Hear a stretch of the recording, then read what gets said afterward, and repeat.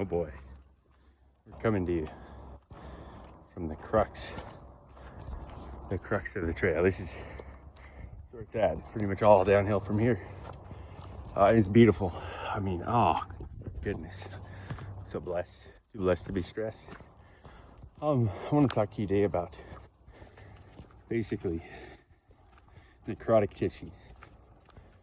And my thoughts. Hey, who am I? I'm some guy. Maybe you've seen some of my other videos. Maybe not. Maybe I've talked to you out in the world. And I have some thoughts on health and healing. And like anybody, I'm not right about everything, but it's a general pattern. So most people that are chronically ill, they have a problem with necrosis. What is necrosis?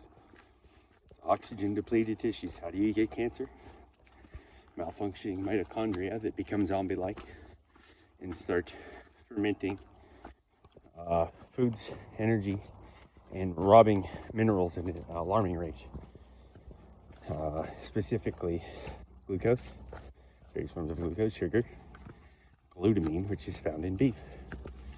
Is beef a good food to heal cancer? Well, it can be. Depends how you use it. But generally speaking, medium chain fatty acids promote oxygenation in tissues, which is why ketosis heals cancer, in my opinion, right? Who am I? Well, I'm the guy that removed whole ass tumors, whole ass infections from his lungs, his liver, his heart, stomach, GI tract, possibly brain. You know, I had some issues there. And they were all necrotic. And I had to force oxygenation in slowly over time and rebalance vitamins and minerals and remove things that caused vitamin and mineral disruption, like lead, tungsten, cadmium, to some degree probably mercury, but I don't seem to have a lot of mercury. It's odd. Most people have a lot of mercury because of vaccines and fish and things. So yet again, I use medium chain fatty acids. Well, what I mean, omega-3 fatty acids and some omega-6 fatty acids, but primarily you want to shoot for omega-3 fatty acid rich foods, but over time, because beef is the superior food for healing, when you have complex diseases and you're adapted to it and you can eat it after not being able to eat it, because I couldn't eat it, because things like Epstein-Barr virus, probably Lyme disease, long COVID, whatever. It's all sort of the same thing, right, at this point. So yet again, I have increased and forced oxygen into the tissues with nitric oxide boosters, different compounds. Yet again, not medical advice, I'm just telling you what I did. High intensity interval training. I'm hiking. I hike real fast. My legs are engorged. I've been wanting to say that for a while. I just was like, yeah, I need to say it. Yeah. I'm having fun, right? Like, every day is a blessing to me. Every battle becomes shorter. I become stronger, right? Like, to this point, I'm not gonna say it's irrelevant, but like, I'm not deviating from the program because it works. I got like 20 pounds a year. Check this out. All right. Let me see, there you go. And of course, we got the beef pack.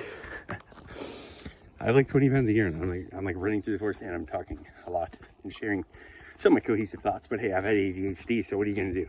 I channel it to help people heal. So yet again, if you can identify what form of necrosis you have, which can be a alkaline imbalance, you might be overly alkaline. You can test your blood to identify patterns. There's a couple, I can't remember. There's one, oh man, I can't remember. It's kind of related to like kidney health. And then CO2, how much CO2 you have in your blood, venous oxygen, things like that. You can use those tests to identify if you're alkaline or acidic. Generally speaking, if you're overly alkaline, you probably have candida, which is common. Generally speaking, if you're acidic, specifically lactic acidosis, you probably have cancer, because cancer robs glucose and converts it to lactic acid to ferment food. Instead of breathing energy, converting vitamins and minerals into basically oxygen, you're going the other way. And what causes cancer? Well, heavy metals, stress, environmental toxins, poor diet, lack of minerals, infections, antibiotics, a weakened immune system over time, and then major events like COVID. when you have a massive event like COVID or possibly flu or possibly like HPV or whatever, your immune system becomes overwhelmed and you become sick. And then the doctors make it worse slowly over time. Like, it looks like you're getting better, but you're getting worse over time. And then they feed you garbage and then you die. Or your body somehow adapts to the chaos and they get you in like a stalemate. That's your best case scenario with like chemo, like Ensure. They basically give you like liquid Ensure, which is just sugar and garbage. And then they keep it at bay, basically. Like, you have cancer riddled body tissues, right, that have been blasted by high doses of like radiation to the point of like, I've seen people's like bones get ripped in half because radiation is a heavy metal. It's highly inflammatory in the body. It's going to kill everything. It's like total war. You can't do that. You can. I've seen people do that. I've seen people combine chemo with natural methods and do okay. But like I said, like I'm out here hiking, bro, sis, whoever this may concern. I'm like 4 miles deep, maybe 3.5. I mean, yeah, somewhere around 3.5 probably deep. I ain't out of breath. I ain't out of gas. I ain't out of juice. I'm feeling strong, all things considered. And I even had a battle this morning, yet again. I had my battle, had it out. I sat there, I self-regulated. I ate food that induces oxygenation in tissues, heavy fatty meats. And then I let that digest a little bit, but I got geared up, I got gassed up, I got juiced up, I got what I got, I did what I do. Now we're rolling. I'm not gonna get, I like to get 10 miles in today. I don't know if I am. I might. It's a bit of a stretch. It's asking a little bit. I can do 15 on a good day. On a really good day, I could maybe do 20, probably 18 to 20 miles, which would be about, probably about 3.5, 4 times up and down around the mountain. And I gain an average of about, probably about, I don't know, we'll call it 800 feet elevation, because the various metrics for floors that your iPhone uses aren't completely accurate. So if you go off of like what a Google floor is and like what an iPhone floor is, there's a huge discrepancy. I'm just going to meet it in the middle. I probably gain about 800 feet of elevation for every 5 miles I hike. And like I said, it's an up, down, back around deal.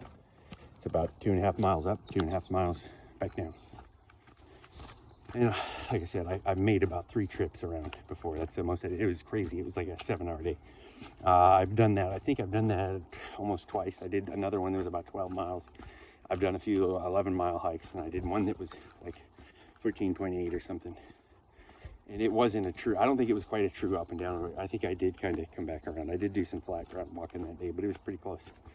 And that was like 180 floors, I think.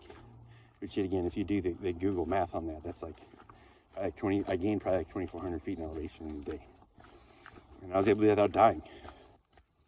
I was bedridden 2 years ago. I had massive MCAS symptoms and flares. I barely got up and barely sold my house. Like barely got out of the house, like barely.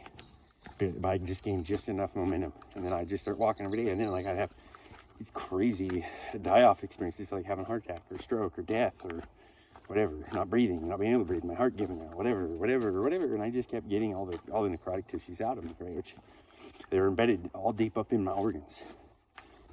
And I've learned, patterns. I'm a very good tactician when it comes to identifying patterns in others that are similar but different. And so yet again, this is like what I do. Like, it's how I glorify God. I enjoy it very much. People get better around me, and most of the time, I can't say all the time, I'm not God. It's in God's hands, right? Like, I just give them what I believe is happening. We do experimentations. We talk about it. I tell them the risks. I tell them the idea. I tell them the general pattern, and there's mixed results, but it's generally the same idea. It's the same direction, same pattern, because everybody's body anatomy is similar, but slightly different wired. Like I said, I like it. I get to glorify God, and I get to do something that I enjoy and something that I earned the hard way. There is no other way to earn and learn the things I did other than going through it and learning what doesn't work. Why? And you know, yet again, no regrets.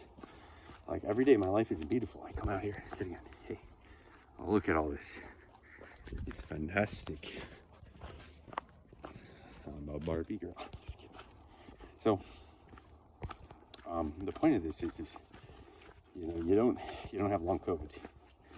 You have compromised tissues. You have necrotic tissues from poor functioning mitochondria, probably gene mutations, specifically the one that I've read in Japanese studies and some American studies, but mostly Japanese studies, is the T53 tumor suppressing gene. There's a couple in that range that relate to fighting cancer that your body have. The spike proteins cause DNA damage and break down the T53 chain of tumor suppressing genes that produce tumor fighting proteins that go out in the blood and kill tumors. So like, yet again, like, that's how people get turbo cancers. That's the thing, right? Like, people get turbo cancers basically from having their genes shut down. And then the tumors come in and take over and become prevalent, extremely prevalent, and everything that comes with it, right? Which is necrosis, right? And your body will start producing a bunch of fibrin too, so you'll likely develop blood clots, and then you'll likely develop myocarditis because your blood goes through your heart. And if you have pre-existing conditions, they become inflamed. No. So yet again, that's a pattern, right? Not medical advice. This is all hypothetical, right? And this is what I found to be true. And I use the most simplest of compounds daily to fight this stuff. And little by little, I build up momentum over time. And you keep it from spreading by starving it. You also keep it from spreading by lowering inflammation in the body. Inflammation causes necrosis. Well, people that are diabetic have insulin resistance and have insulin resistant properties and infections in their pancreas, other places that become systemic, and you get influenced by the vid over time, and can lead to spread and lead into early death and decay. If you learn how your body works and it's designed to work at a layman's level, nobody's a genius here, at a layman's level, and you apply this information to yourself, yet again, you can go from being bedridden, dead. Basically, I was dead. I had POTS, tachycardia, whatever. I'd jump up, my heart rate go. It was like, you know, it was like Scatman. It's like beep beep beep pop. And now I'm out here laughing, and you know, could care less. Could care less, right? And that's another thing too. Like you got to reduce stress load in your life. Like if you want to survive, like the craziness of it all, you got to reduce stress load and realize everything's temporal. Even like health and healing and like all this stuff. Like everything's temporal. So you have to be. And this is what the kingdom of God talks about, right? It's like being okay on the inside, having a treasured joy inside of you, a depth inside of you that is unscratchable, unsearchable by the outside world, unexplainable. People can see it in you. Like people do weird stuff. Like I'm not going to go into too many details. Like people do like a lot of weird stuff to me. Like, yeah. What comes to mind is like sometimes like people try to get hostile towards me. Sometimes people are scared of me. Some people are intimidated by me. Some people are sexually attracted to me inexplicably. People avoid me. People embrace me. They love me. They hate me. They envy me. At times people have wanted to end me. Right? Like all the things. And like, it's like Jesus. He's like, now my time hasn't come. Like, I'm just going to keep dancing at the Pink Pony Club. I'm just going to keep going down the road and helping people out as best I can. Right? Like loving people. Like, you know, preaching the gospel like my way. Like, well, this is salvation for me. Like, God saved me from myself. And if I get out of line, he deals with me. He's my friend. He's not just my friend. He's my God, my king, my leader, my voice of reason, and I try to obey him, but I'm a little broken, so sometimes I don't. And then yet again, the pattern repeats. Because I belong to God, not the world.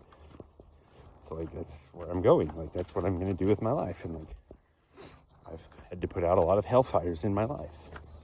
Some that I caused, some that the world caused. It's just I try not to focus on the cause anymore, right? Unless you're gonna repent for something, like dwelling on what you did wrong or what was done wrong to you is torture. You have to rise above that. It's sort of irrelevant. So anyhow, I hope you have a great day. I hope you win the fight of whatever you're fighting against. Even if it's against all odds, I hope that you are blessed. And I hope that you stumble upon a treasure trove of wisdom. Have a great day.